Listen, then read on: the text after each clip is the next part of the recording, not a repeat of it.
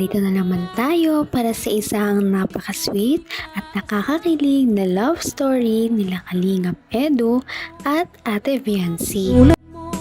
Ay aking makilala at kung Para sa pagpapatuloy ng ating love story, ito nga ang mga kilig moments ng EDC Love Team sa kanilang 11th monthsary.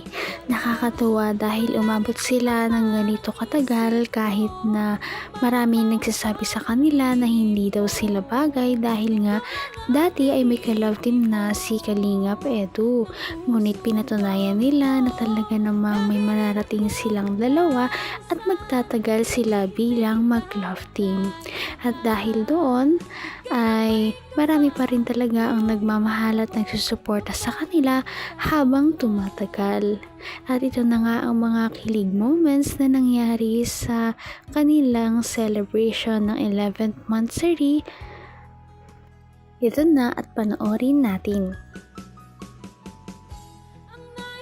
Ito, uminom pa ito. Ang pabira.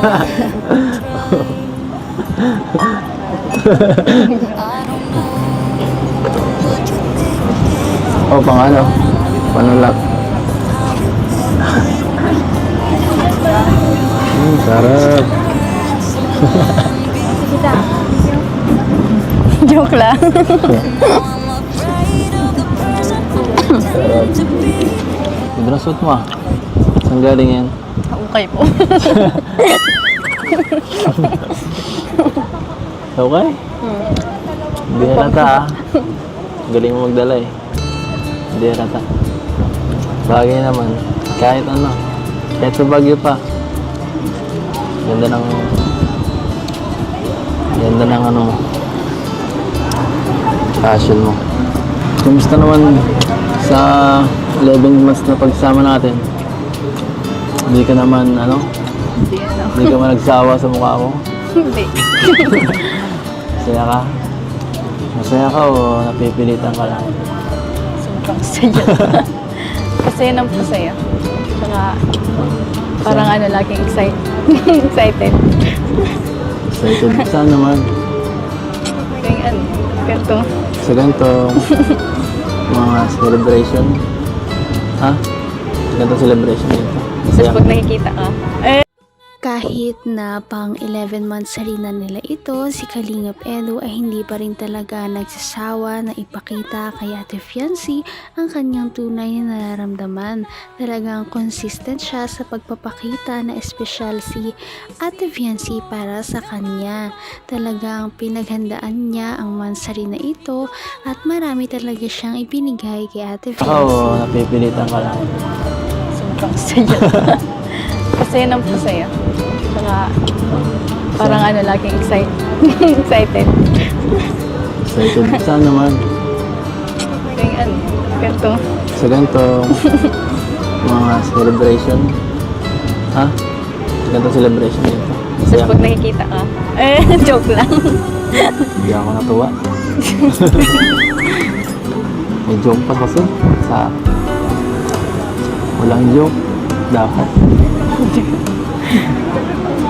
Dapat sincere. Diba? Ito. Ang laki. Ang laki nito. Kumain ka ng ano? Baka mapalis na. Kayo po. Masaya naman kayo? Oo, napipilitan lang. Ba ako napipilitan? Nagawa ko na nga lahat oh. Okay lang ba? Tabi tayo? Layo mo eh. Gusto ko katabi wifi ko eh. Tara. Dito tayo. Sabay natin pagmamasdan ang karagatan. Napaka-sweet naman talaga ng tambalang ito. Talagang nagtabi pa sila para naman mas masaya ang kanilang pagsi-celebrate. Maganda rin talaga ang spot na pinili ni Kalingap Edu dahil meron daw itong view ng dagat. At napakaganda rin talaga ng place dahil parang ngayon lamang sila nag-date sa ganitong lugar, kaya na-enjoy din talaga nila yun. Okay na kami. Okay na, wala. Nandito na ako. Malamig. Hindi ko nilamig. Okay na yung suot mo? Hindi ka na nilamig. Mali. Alam mo eh. Dapat sinabi mo, ikaw, nilalamig ka rin ba? Hira ka. Natin sasabihin. Alam mo, nilalamig ng kamay ko eh. Paano to? Sige nga. Paano to?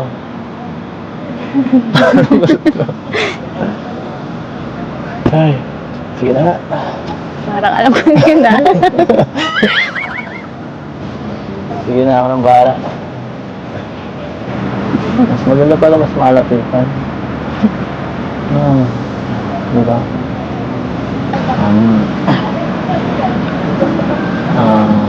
Jancy, may tanong ako. Kailan mo ako sasagutin? Mambihira ka. Sasagutin ka dyan. Bakit? Okay na tanong naman yun ah. Naalala ko lang. Sinisigurado ko lang kung malay ko ba, matagal din yan. Ay. Grabe talaga si Kalingap Edu, ang dami niya talaga mga banat at mga moves kay ate fiancé. Nagkukunwari pa talaga siyang nilalamig. Gusto niya lamang talaga na hawakan siya ni ate fiancé. Ngunit nung gabi yun, talagang nag-enjoy din talaga sila sa kanilang pag-uusap at makikita naman natin yun sa kanilang dalawa. Dahil nga medyo stress sila dito mga nakarang araw, nakakatuwa ito. Hindi naman nalata sa'yo. Kahit mga 5 years pang hintayin mo, okay na. Grabe ka naman. Joke lang. Baka pangit ko na nun. Tagal pa yun. Pampira ka naman. Hindi ka naman naging pangit sa paningin ko.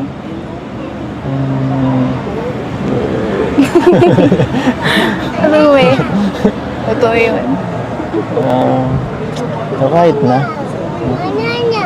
Alam mo, may mga bagay na dapat hindi pinaghihintay eh. Sasayang ka ng oras eh. Gusto ko pa nga po maging flight attendant. Ay. So gusto mo mag-LTR tayo? Hindi.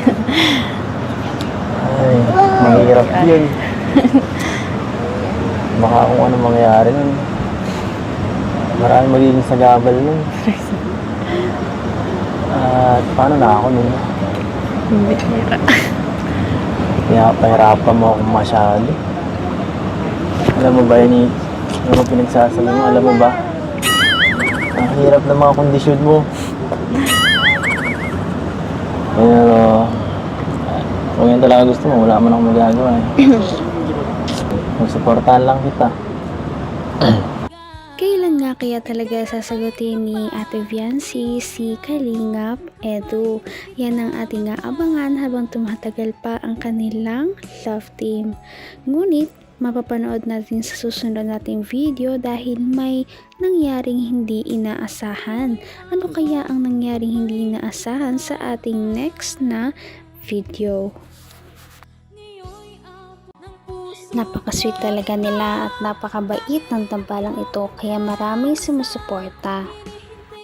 Kaya naman sana ipatuloy natin silang suportahan at mahalin si Fiancé, si Kalingap Edu at ang Kalingap team. Yun lamang at maraming salamat sa panonood. Abangan natin kung magkakatuluyan ba talaga si Kalingap Edu at Fiancé. Hanggang sa muli! Bye! Ngayon'y abot